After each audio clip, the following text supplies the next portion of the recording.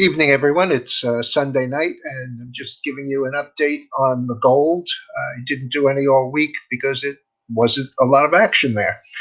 This is the longer term chart. You can see the uptrend, the recent downtrend, and this break to the upside.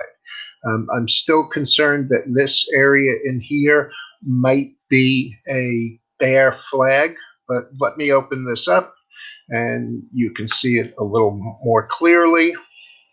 So this is the 1 year of the gold, and this is on a weekly basis. And as you can see, we went right through the top of that, but then came in and closed back under it. I This is tonight.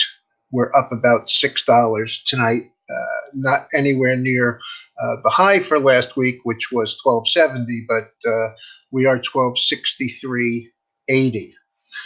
As you can see, we've had very nice, very clean channels for this. Most of the time when we've hit the top of the channel here, we've come back in and hit the bottom and the top and the bottom. Now we've gone through it, but not appreciably.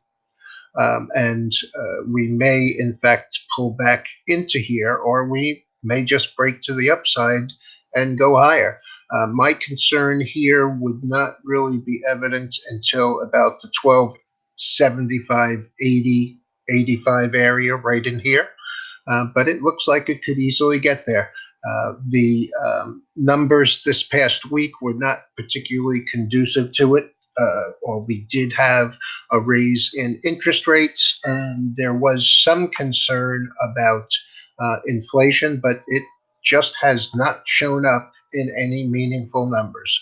So I'm going to stand aside here. I may try and buy some if we get back down into this 1245 area. And I'm not going to try and call a top and be short because to me it looks like the trend has turned higher in a meaningful way. Have a good week and happy holiday.